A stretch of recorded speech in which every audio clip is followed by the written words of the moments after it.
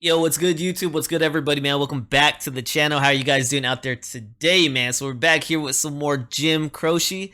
Been a little bit, man. We're going to be checking out Bad Leroy Brown. And it's been a little bit since I jumped into some live Leroy, or some live Jim. Hello.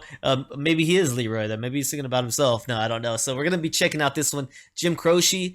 Leroy Brown, man. My B's are getting all mixed up out here today. All right, so let's go ahead and jump into this one and see what we think about it, man. Hopefully the live version is all right with you guys. I just want to see Jim Croce live again, man. So let me know. Here we go.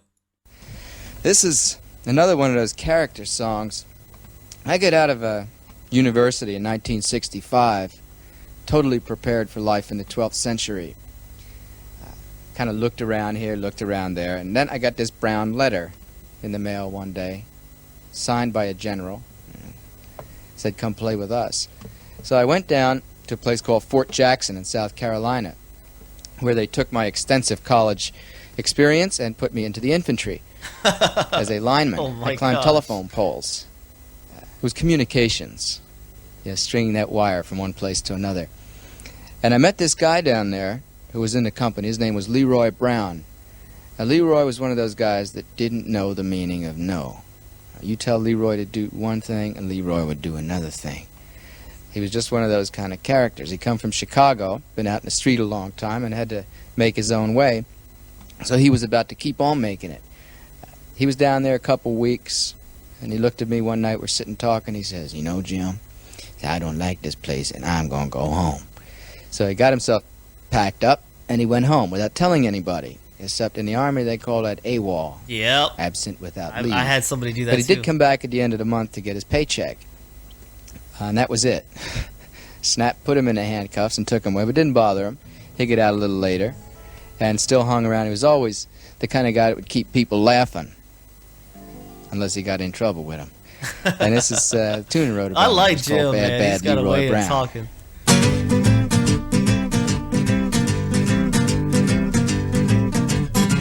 Well, the south side of Chicago is the baddest part of town. And if you go down there, you better just beware of a man named Leroy Brown. Now Leroy, more in trouble. You see, he stand about 6'4". All the downtown ladies call him treetop lover. All the men just call him sir. And he's bad Leroy Brown, the baddest man in the whole damn town. Better than old King Kong, and meaner than a junkyard dog. Ooh. Now Leroy, he a gambler, and he like his fancy clothes, and he like to wave them diamond rings upon everybody's nose. He got a custom Continental, he got an Eldorado too. He got a 32 gun in his pocket for fun. He got a razor in his shoe. He's bad, man. Bad Leroy Brown, the baddest man in the whole damn town. Better than old King Kong, and meaner than a junkyard dog. Well, it was Friday, about a week ago. Leroy shooting dice, and at the edge of the bar sat a girl named Doris, and ooh, that girl looked nice. Well, he cast his eyes upon her, and her trouble soon began. And Leroy Brown had learned a lesson about messing with the wife of a jealous man. And it's bad Leroy Brown, the baddest man in the whole damn town. Better than old King Kong, and meaner than a junkyard dog. Well, them two men took to fighting, and when they pulled them from the floor, Leroy looked like a jigsaw puzzle with a couple of pieces gone. And it's bad Leroy Brown, the baddest man in the whole damn town. Better than old King Kong, and meaner than a junkyard dog. Yes, it's bad Leroy Brown, the baddest man in the whole damn town. Better than old King Kong, and meaner than a junkyard dog. Yes, he was better than old King Kong, and meaner than a junkyard dog. Hey, dude. That's catchy, that's fun, but I love that he gives the explanation before the song, man, about, hey, this is based off somebody I really interacted with, but he's got a way of telling a story that's just fun. You know, he's saying he's fresh out of college, he's got all this wit, all this knowledge. Hey, they put me to use on the front line. You know, they put me to use on the front line as an infantryman, and now I'm just stringing wire. The way he tells that, he tells the story about Leroy Brown right there, man. This guy's bad, right? He's bad. I want to go back and hear that part at the end. See with the fight that happened. All right, right here. Let's hear it out from right here. I think I was thinking about other parts of the story and miss a little bit right here. Meaner than a junkyard dog. Well, damn, two men took to fighting. Now when they pulled them from the floor, Leroy looked like a jigsaw puzzle. Leroy looked like a jigsaw. He got whooped up. And it's bad Leroy Brown, the baddest man in the whole damn town. Better than old King Kong. Is it right here that they kind of do the call and response? Yes, it's bad Leroy Brown, the baddest man in the whole damn town. Better than old King Kong, and meaner than a junkyard dog. Yes, he was better than old King Kong, and meaner than a junkyard dog. Ooh, yeah, I like that, man. So it's funny that he talks about Leroy just kind of skipping out, man. I literally had somebody do that when I was in the Navy too. We were there, and this guy was disgruntled. He was unhappy with his decision to join the military, to say the least, man. He was always kind of in slight trouble, right? Really light trouble, not ever any big circumstances.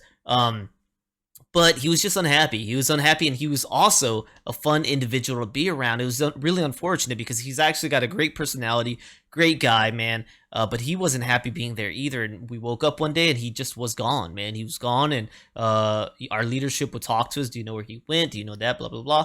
Turns out he just went home. He got a plane ticket and he went home. And after some time, he came back.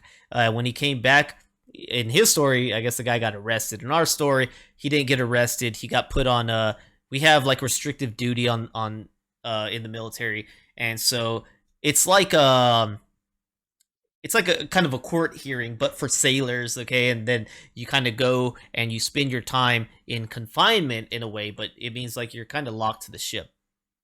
So the guy had to do that time, and then eventually was kicked out after that. So it was pretty unfortunate for him because, I don't know, it's kind of sucks when you got a really great personality, you're a really great person, but you're just unhappy. You don't want to be in the military. You don't want to do that. You messed up, and there's really no easy out other than to get in trouble. So that kind of sucks, but I guess it is what it is, right? It's kind of like you go into a contractual agreement. And it sucks because, I don't know, it sounds like we've had really similar situations, and I hope that guy ended up all right, Leroy. And maybe some of the song was kind of thought after the fact. Maybe he just thought, hey, maybe this is how Leroy's life turned out, and maybe he didn't actually get whooped up on in a bar by hitting on a married woman. Maybe he did. I don't know, but that's a good one. Good song, good story, man.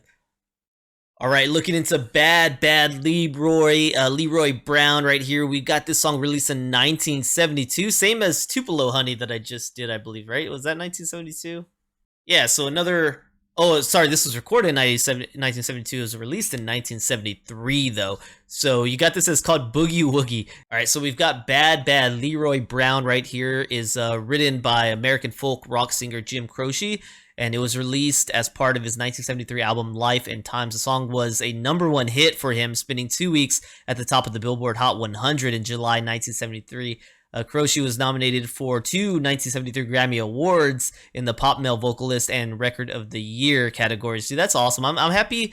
You know, unfortunately, his life was cut way too short, man. But I'm just so happy that he experienced a lot of recognition for what he was doing with his music. It's always fun to listen to. It's great songs, man. He makes really great songs for this genre of music. I just really appreciate him, and I love being able to see him live because you get more of his personality. He has really a sweet personality, man, and just somebody that, how do you not like Jim Croce? How could you not like this guy? He just seems so likable and so nice, man. So I appreciate him. So the story of a widely feared man being bested in a fight is similar to that of Croce's earlier song, You Don't Mess Around with Jim. That one has been requested here too. So bad Leroy Brown and You Don't Mess Around with Jim. So I'm gonna have to get into You Don't Mess Around with Jim maybe next. That'd be cool because that's another one that's been pretty requested around here, and it's mentioned there about how the story is similar. Okay, the story is similar, at least the fighting scene. It sounds like so. So it says that Jim also told a variation of this story, saying, "This is a song about a guy I was in the army with. It was at Fort Dix in New Jersey that I met this guy. He was not made to climb the tree of knowledge, as they say." Oh my God. But he was strong, so nobody ever told him what to do. And after about a week down there, he said later for this and decided to go home. So he went AWOL, which means you take your own vacation. And he did. But he made the mistake of coming back at the end of the month to get his paycheck. I don't know if you ever seen handcuffs put on anybody, but it was snap, and that was the end of it for a good friend of mine who I wrote this tune about named Leroy Brown. Okay, so it's the same story. Croce explained the chorus reference to Leroy Brown being meaner than a junkyard dog, saying, "Yeah, I spent about a year and a half driving those $29 cars, so I drove around a lot looking for the universal joint for a 57 Chevy panel truck or a transmission for a 51 Dodge. I got to know many junkyards well, and they all have those dogs in them. They all have either an axle tied around their neck or an old lawnmower to keep at least slowed down a bit, so you have a decent chance of getting away from them." And these mean, angry dogs reminded him of his friend Leroy Brown, dude. So really good stuff, really good stuff. All right, hopefully you guys enjoyed rocking with me here today. I loved the story, and I just love Jim Croce as a person.